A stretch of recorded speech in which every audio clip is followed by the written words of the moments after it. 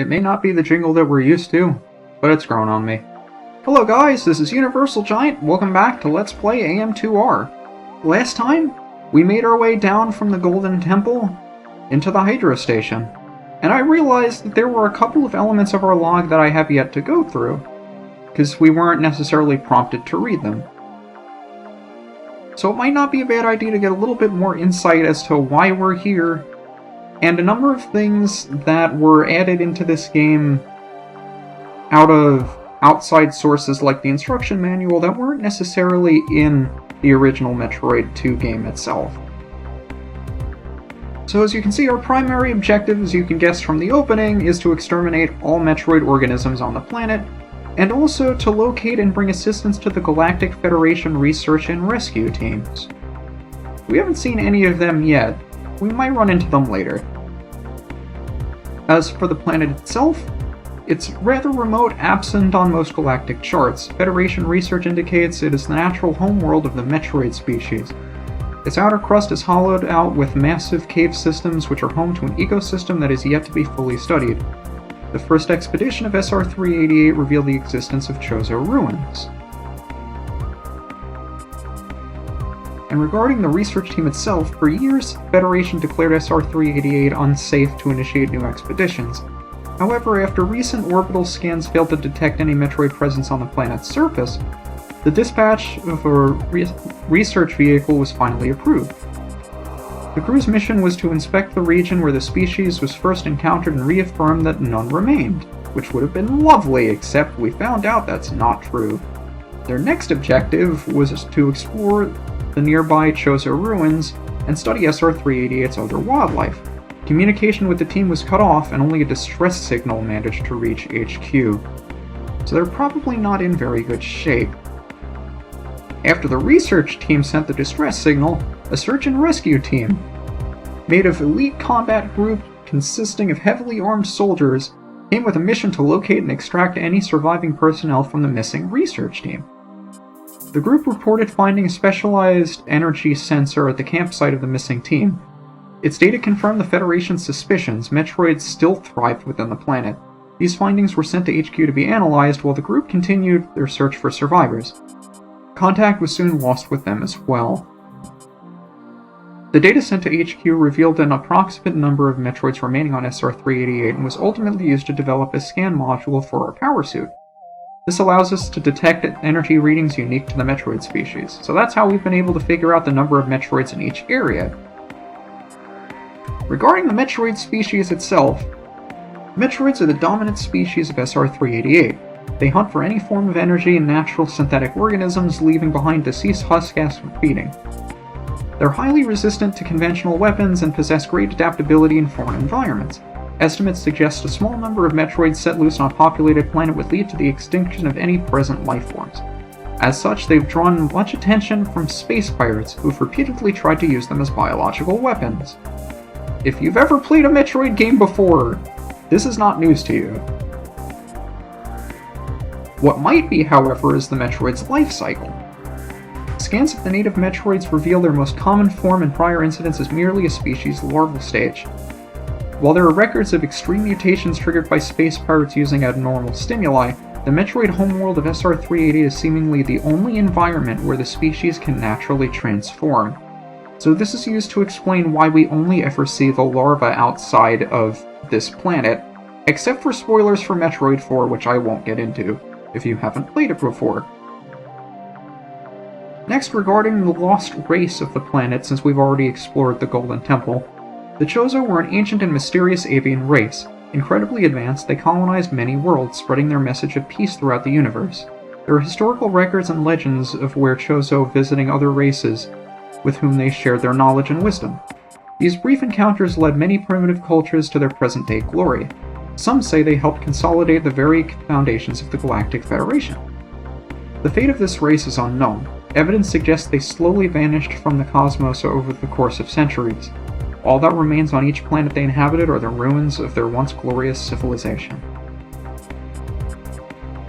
And I guess we have one other mission log to read. Not much is known about SR-388's ecosystem. Prior reports describe the fauna as being very hostile. Nearly all observed animals have been carnivores, with even the smallest species showing dangerous traits. The harsh environment and presence of so many predators on SR-388 may have forced an evolutionary arms race, perpetuating a cycle of violence. Extreme caution is advised. And now that nobody's watching the video anymore, it's time to explore the planet we just learned so much about. Again, everything that you read is 100% optional to read. You are under no circumstances obligated to read it at any point. But it's still really nice to have the flavor, I appreciate it. I'm not entirely sure why I came here other than to show you that there really isn't much we can do here. I mean, I suppose we could if you want to bomb jump your way up there, but it's probably not worth it. You can also see there's another circular thing down there that's probably going to open that door later that we can't do anything with now. So it may be wise to continue back. The thing is, I usually approach this from the ceiling and then work my way from right to left. So I'm used to already having access to the thing on the left side of the room, since I use the ceiling to come in.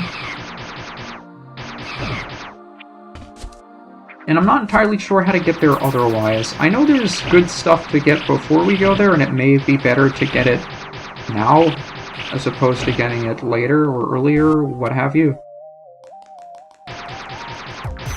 There's another one of you! So many Metroids on the Metroid planet. Who would have thought? This guy seems a little bit more aggressive than the other guy, though. And one nice little detail you'll notice is that as we find more of these, it looks like they have longer legs. They get more aggressive. So even though we're fighting a very similar enemy each time, I don't think there's anything here. It does change every so often. So we see a missile in there. I don't think there's anything we can do about it.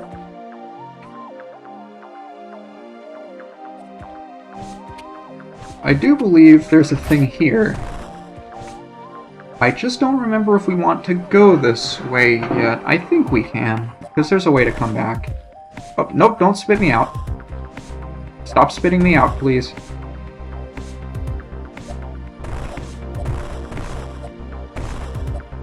You can time this, I swear. It is possible.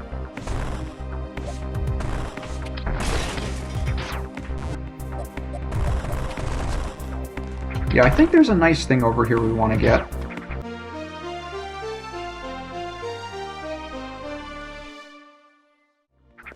So now that we have a weapon that can pierce through solid objects, it's really convenient when you want to hit things that are on the other side of a wall that you'd be exposing yourself to danger to if you let sit there. So now we have the wave beam, and if we want to deal with this thing without having to get right up close to it, we have a weapon that does that. Now the interesting thing about the wave beam is that it's not... You might think that this is a beam that's 2 tiles tall because of the way it pulsates up and down. But what you see is what you get. There are some cases where you can continuously fire the weapon, but as you see, the firing shots always take the exact same path every time. So even though that path happens to cross 2 blocks on this side, it only crosses 1 block on the opposite side. So you're going to have to move if you want to get it to destroy both. And this can get a little bit irritating depending on what it is you're trying to do.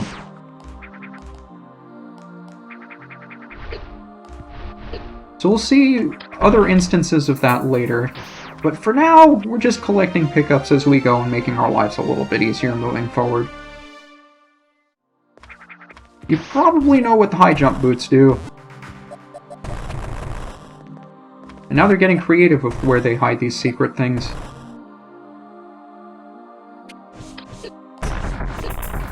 Now these things don't like missiles. Unfortunately, I'm terrible at hitting them with missiles, so... you win some, you lose some, I guess. Now that's a particularly difficult jump to make. I almost never get. I don't even think you need to do that. I think you can just, yeah, grab the ledge in there. Now we haven't been on that side yet, but there's clearly something over there. We just can't get in there. So now that we have the high jump boots, it'll make our lives a little bit easier getting out of here.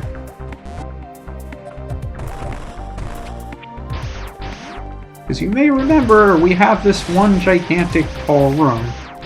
Actually, I don't think the green ones are any stronger than the golden ones.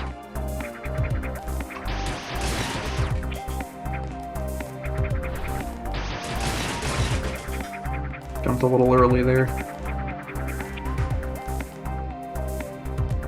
Now I guess we can work our way down to the bottom. See what's over here. But again, because we have the wave beam, these things are no problem. Actually, now that I think about it, I believe there's a thing all the way over here that brings us to a secret that's all the way on the other side.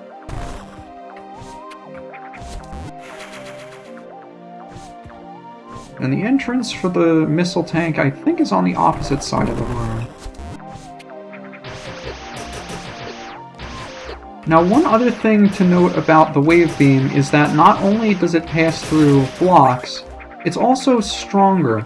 Every beam that you pick up in this game, I'm possibly with the exception of the charge beam, I'm not 100% certain.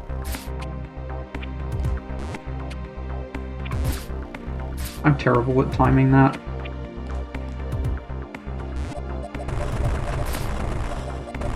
All of them make your beam stronger. I think most... actually, now that I think about it, I don't know if they all say that they make your beam stronger.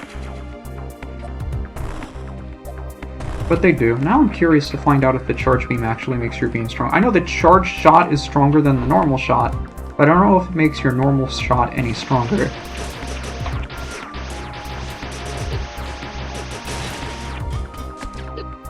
Oh, you're still... that's right, you're still alive.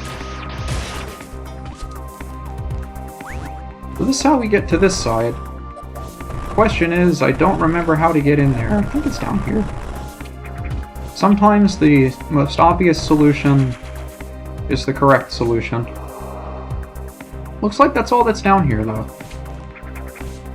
Now we just have to make our way back, which is a lot easier to do now that we have the high jump.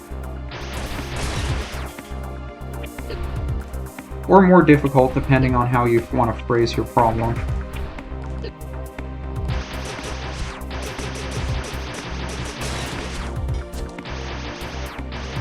So that's pretty much all we can do down here, and I don't believe there's any faster way back out. We just have to retrace our steps back up, which is a lot easier to do now that we have the high jump. And of course easier to do if you know how to wall jump. Or grab ledges, which I'm clearly incapable of doing. But wall jumping in this game is essentially the same as it is in the others. So if you're familiar with how to wall jump and it's never given you an issue before, you're not going to have an issue here. Again, a lot of the controls in this game, despite the fact that it was programmed on a completely different engine, will make you feel right at home if you've ever played a 2D Metroid before. It's almost impeccable. Now yes, there are other elements that don't necessarily mimic the experience, but the fact that so many of them were kept as almost as precisely as they were, or made to feel even more fluid in AM2R than they were in previous games, it's nothing short of admirable. It's a really nice touch. This game has a lot of details in it, in terms of visuals, sound, controls, that a lot of things that you don't necessarily think about when you play the normal games, because they aren't all that uncommon.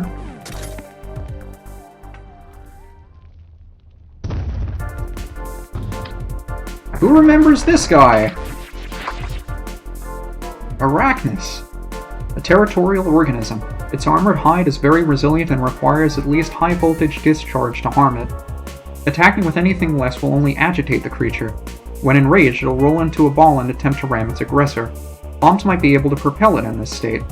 Its saliva has flammable properties, and its claws can vibrate at high frequencies to launch sonic waves. Scans detect that it has acquired a Chozo relic, granting it unnatural vigor. This boss in particular gave me fits when I first played the game because I did not read this first paragraph well enough. It says that anything less than a high-voltage discharge will harm it, and bombs might be able to propel it. So when you look at the arena out here, you see the electrical charges, and you figure, okay, I just morph ball, drop down some bombs, and fire it into those. What I didn't read carefully enough was that it only is able to be propelled by bombs when it's enraged, which you can only do if you fire missiles that can't actually harm it, which it told you not to do. So it took me a little while to put 2 and 2 together and figure out that there were 2 things you had to do in this fight instead of 1, because I'm an idiot. But if you drop a couple bombs, it'll propel it straight into those electrical spikes, and that's how you do this thing damage. Otherwise, you just want to get out of the way.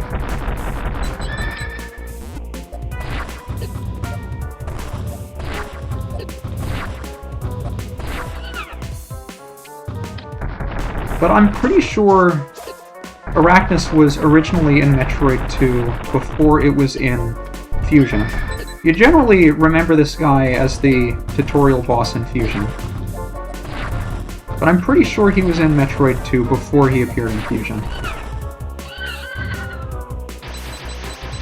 And thankfully, he's not going to drop a Core Axe. Instead, he's going to give us the Spring Ball. Cut out the middleman. And now that we have the Spring Ball, we can jump around in Morph Ball form. And that'll do it for this episode. So hopefully all of the reading of lore that I did at the beginning didn't turn many people off. I always find that stuff kind of interesting, which was probably something that most people picked up on when I played Metroid Prime. And it may not have been the best idea to overload you on it in the 3rd video, but it was probably better than doing it in the 1st. Either way, I'll see you next time.